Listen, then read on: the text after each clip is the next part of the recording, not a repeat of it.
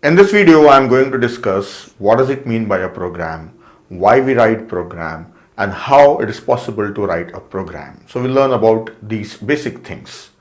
See, in the previous videos, already we have discussed that our computers can understand binary form of language.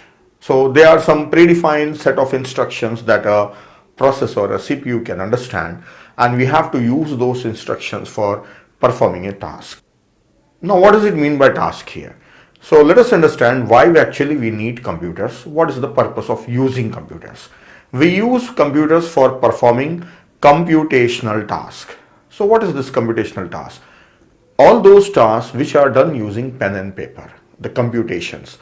By using formulas, by using any expression, we put the values and get the answer. We use various formulas or various steps. So computation work, that is paper work. So for that purpose we use computers, right? So that computation work can also be done using calculator. Yes, it can be done using calculator. So let us understand first how we use a calculator, and then I'll show you how we can use computers and what does it mean by programming. We use calculator like this. See, for example, if I have two numbers and I want to add them, first number is 13 and second number is 27, and I want to add them. So take a calculator, hit first number 13 and then press plus, then hit second number 27, then press equal to sign. So I'll be pressing plus sign and equal to sign, and finally I get the answer, that is 40. So I can use a calculator for adding two numbers, a simple task. So I don't need a computer for this one. Then next, if I have a list of numbers and I want to calculate average of those numbers, so I'll just write down few numbers here: 10, 15, 8, 6, 9, 5, 12, 13. So 1, 2, 3, 4, 5, 6, 7, 8. I will add few more numbers, 11 and 16. So I have total 10 numbers and I want to find average of these numbers. Then how to use a calculator? Now watch it. I have to enter or hit 10 for the first number, then plus the next number, then plus the next number, plus next number. I have to go on adding them, and that sum will be getting accumulated.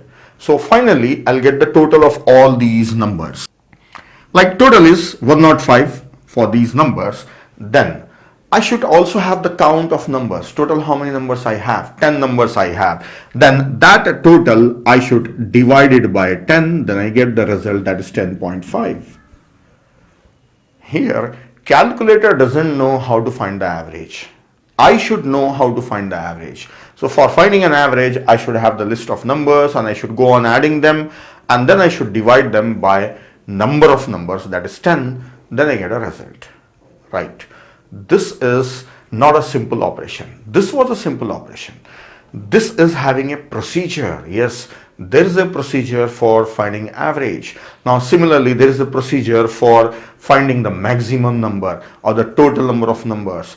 There is a procedure for searching a particular number in this list. So for various things there are some procedures. And if you have learned about statistics, then I want to find a mean of these numbers or median of these numbers. So there is a procedure for this.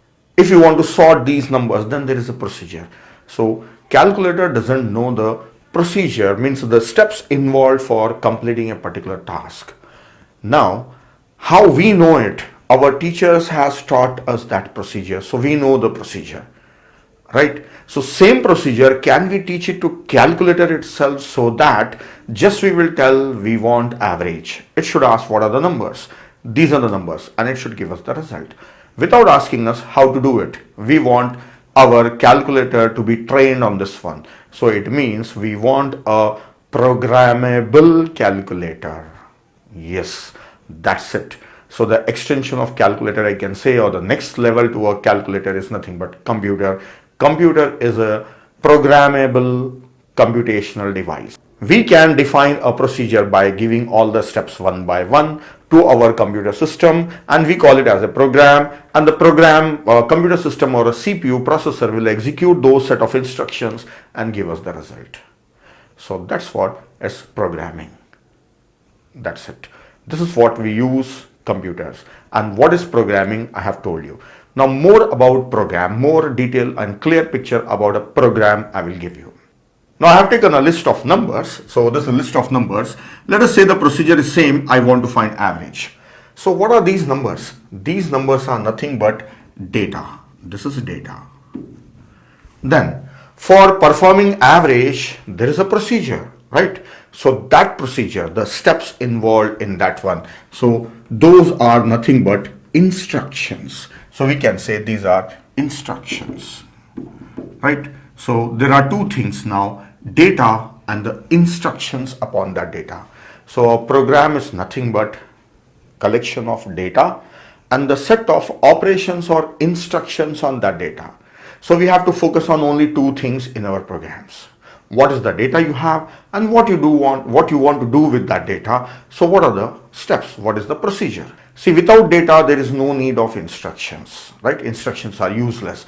And if you have just data, no instruction, then you don't know the results, right? So these are the two important parts of a program. So we have to focus on this one. We have to learn how to represent our data, and also we have to learn how to write on the instructions that will execute or compute the data to get the result. So this is what learning programming. Now, one important thing, for learning programming, you should already know the procedure, right? This is the very important point. Here the most of the students get confused.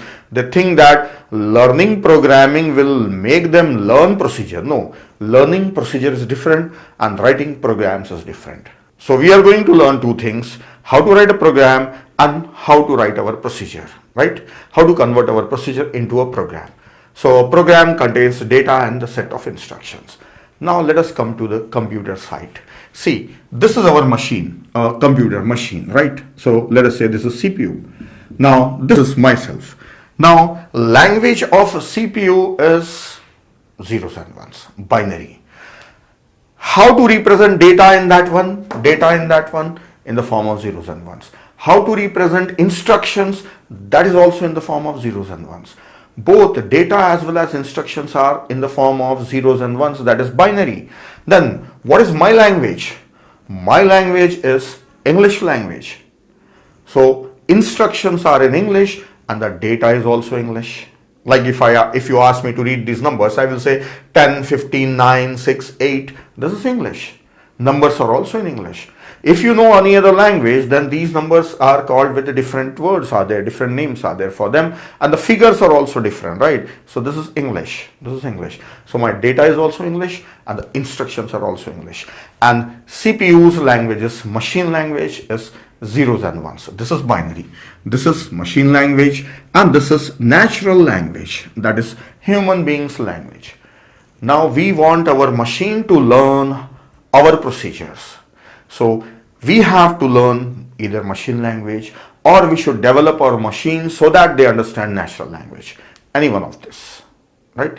Now, either way it's not possible. Either way it's not possible. We can't learn machine language and computers are not so much developed that they understand natural language. Now, recent computers, they are having some artificial intelligence that are useful for pulling the data, but not for programming it. So for programming it, machine should understand natural language. So this is not yet happening, right? Then what we need now? We need some intermediate language so that's easy for me also, easy for machine also. So that's what here comes programming languages. The programming languages that we use like C, C++, Java, C#, VB, Python, all these languages, they come under programming languages. So we learn this language and whatever our procedures are, we transform them in this form. And these languages will help us to transform that procedure into machine language. So from natural language to programming language, then programming language to machine language, translation is done. So this translation is not there, we learn it, we have to learn it, right? If that translation is available, then anybody can do programming. Just you say, it will become a program. So this we have to learn a programming language and write our procedures in that language. Then from this language, there is something called compiler or interpreter, right? I'll just write in short. We are going to learn that in this next video. Compiler or interpreter will translate that into machine language.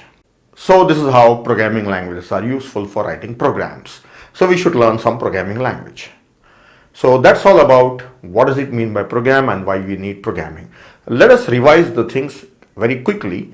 So I started with a calculator. Calculator is not a programmable device. Now we want our machines to know the procedure. Just we will give the data, we will not know the procedure. So for that we need a language so that we can write a program. So what a program will contain? Data and the set of instructions upon that data. These are the two main part or ingredients of a program. But this has to be written in machine language. We don't know machine language. So we introduce some intermediate language, that is a programming language that is helpful for us, and which will translate that into machine language, machine code, and the program that is understandable by CPU. So that's all in this video. In the next video, I'll explain you what does it mean by compiler and what does it mean by interpreter, what are the differences. By taking few examples, I'll explain them that I have already used their name here. That's all.